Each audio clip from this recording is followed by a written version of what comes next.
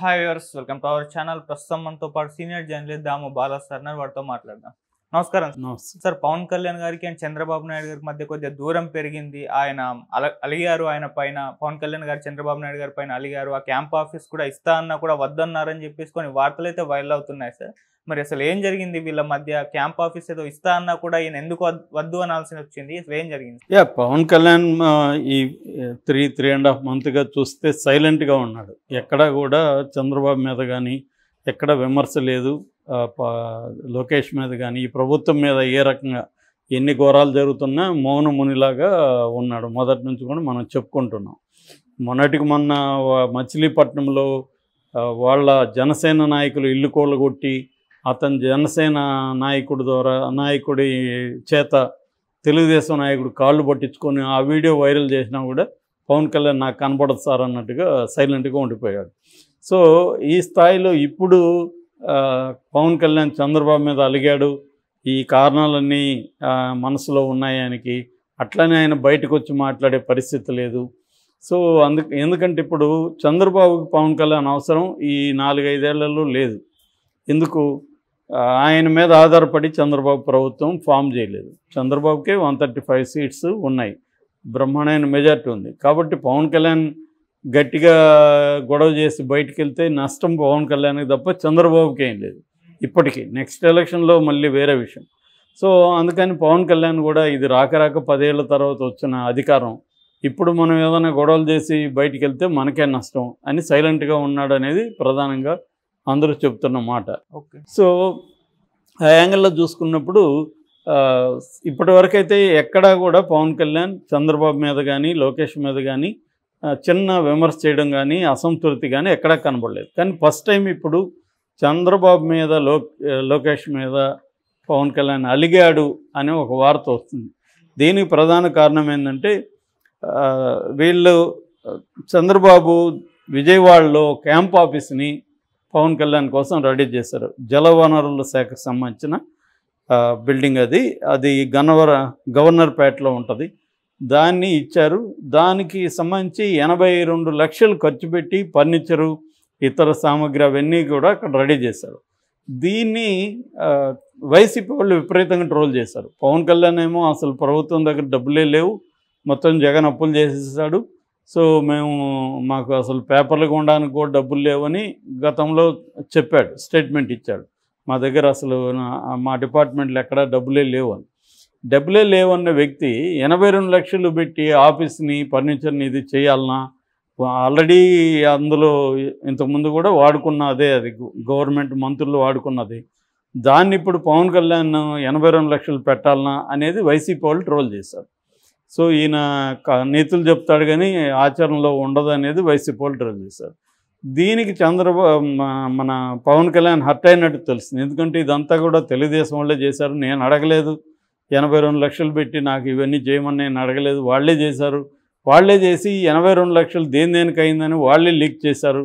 అంటే వాళ్ళేమనుకున్నారు తెలుగుదేశం వాళ్ళు, మేము చూడు పవన్ కళ్యాణ్ కోసం ఎంత శ్రద్ధ తీసుకొని చేస్తున్నాం అనేది వీళ్ళు అనుకొని ఉండొచ్చు. కానీ అది రివర్స్లో వైసీపీకి ఉపయోగపడుతుంది అనేది వాళ్ళకి తెలియకపోయి ఉండొచ్చు. ఏదేమైనా పవన్ కళ్యాణ్ ఈ విషయంలో హర్ట్ అయ్యాడని, సో అందుకని చంద్రబాబుకు ఒక లెటర్ రాస్తాడు, నాకు ఈ క్యాంప్ ఆఫీస్ వద్దు, మీరే దేనికైనా వాడుకోండి, నేను మంగళగిరిలో ఉన్న ఇంటినే క్యాంప్ ఆఫీస్గా వాడుకుంటాను అని లేఖ రాశాడు. ఈ లేఖ ఇప్పుడు సంచలనం అవుతుంది. పవన్ కళ్యాణ్ ఒకవేళ ఇప్పుడు వైసీపీ వాళ్ళు అన్నిటికీ విమర్శిస్తుంటారు, వాళ్ళ పనే అది. సో వైసీపీ విమర్శలకి పవన్ కళ్యాణ్ హర్ట్ అవ్వాలని అవసరం ఏముంది? సో మామూలుగా ఆఫీసులు అంటే జగన్ అయినా ఇంకొకరైనా ఖర్చు పెట్టుకుంటుండ్రు. సో ఫర్నిచర్కి ఇప్పుడు పాత వాళ్ళు వాడి ఉండొచ్చు, దాన్ని మళ్ళీ అప్డేట్ చేయాలి, ఫర్నిచర్ కొన్ని సామాగ్రిలు తెచ్చుకోవాలి, ఇవన్నీ ఖర్చు అవుతూ ఉంటుంది మామూలుగా. సో దీనికి పవన్ కళ్యాణ్ జంకి వెళ్ళిపోయాడంటే నమ్మే ప్రసక్తి కనిపించట్లేదు. అందుకని పవన్ కళ్యాణ్ తెలుగుదేశం వాళ్ళ మీదే అలిగాడు అన్న వార్త అయితే వైరల్ అవుతుంది. రెండో వెర్షన్ ఏమొస్తుందంటే అసలు ఈ క్యాంప్ ఆఫీసు, ఈ గవర్నర్పేటలో ఉండే క్యాంప్ ఆఫీసు వాస్తు సరిగా లేదు అనేది పవన్ కళ్యాణ్కి తెలిసింది. ఎందుకంటే వాస్తు అంటే గతంలో దాన్ని 2014 నుంచి 19 వరకు దేవినేని ఉమ వాడాడు.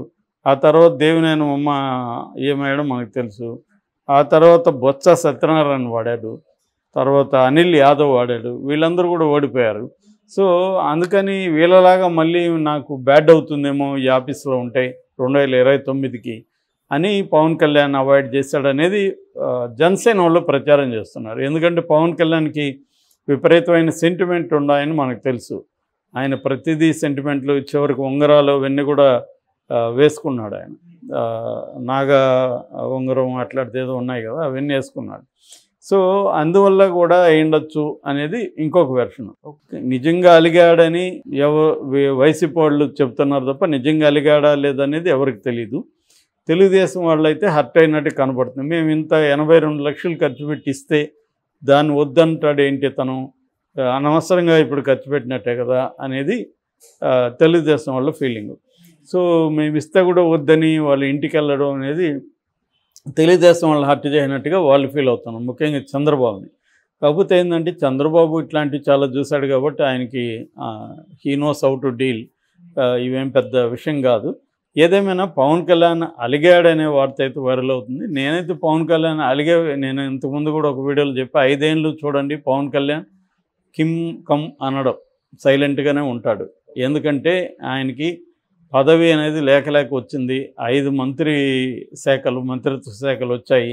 సో ఇప్పుడు చంద్రబాబు మీద లోకేష్ మీద కోపం చేసుకుంటే ఆయనకే ఇబ్బంది.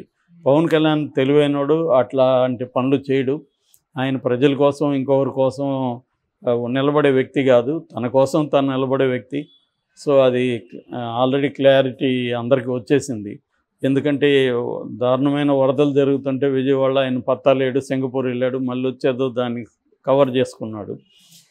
అట్లాగే ఆంధ్రప్రదేశ్లో అనేక ఘోరాలు జరుగుతుంటే ఎక్కడా కూడా దాన్ని ఖండించిన బాపత లేదు.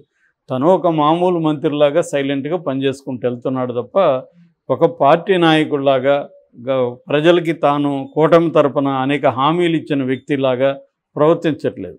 ఆయన అనేక హామీలు నేను గ్యారంటీ, చంద్రబాబు తరపున నేను నిలదీస్తాను, అమలు కాకపోతే అని మాట్లాడిన వ్యక్తి ఇప్పటివరకు 3.5 నెలలు అయిపోయింది. ఇప్పటివరకు చంద్రబాబు ప్రవేశపెట్టిన సూపర్ 6 పథకాలు ఏది అమలు చేయట్లేదు. ఒక పెన్షన్ పథకం తప్ప ఇంకేది కూడా అమలు చేయట్లేదు. ఎప్పుడు అమలు చేస్తారో కూడా తెలియదు. ఫ్రీ బస్సు దగ్గర నుంచి, తల్లికి వందనం దగ్గర నుంచి, రైతు భరోసా దగ్గర నుంచి, గ్యాస్ సిలిండర్లు, తర్వాత నిరుద్యోగ భృతి, 18 ఏళ్ళు నిండిన వాళ్ళకందరికీ 2500 మహిళలకి 0 వడ్డీ, ఇలాగా రకరకాల పథకాలు ఏవి కూడా ఇప్పటివరకు అమలు కాలేదు. పైగా ఉన్న వ్యవస్థల్ని, సచివాలయాన్ని ఆపేశారు, తర్వాత వాలంటరీ వ్యవస్థని ఆపేశారు. ఇలాగా ఇవన్నీ చేస్తుంటే పవన్ కళ్యాణ్ ఎక్కడా మాట్లాడట్లేదు. దానికి సంబంధించి సంజాయిషి ప్రజలకు ఇవ్వాలనేది కూడా అతనికి లేదు. సో ఈ కాంటెక్స్లో పవన్ కళ్యాణ్ చంద్రబాబుకి వ్యతిరేకంగా తిరుగుబాటు చేయడము, లేకపోతే అలగడం కూడా చేయడు. మామూలుగా అలకంటే ఏంటంటే బలహీనులు చేసే పని. బలవంతుడు కూడా అలగడు. నేను ఎప్పుడు అలుగుతాను నీ మీద అంటే, నేను నీతో డీల్ చేసే సత్తా లేకపోయినప్పుడు నేను అలుగుతా. అంటే నీకంటే నేను వీక్ అయితేనే నేను అలుగుతాను.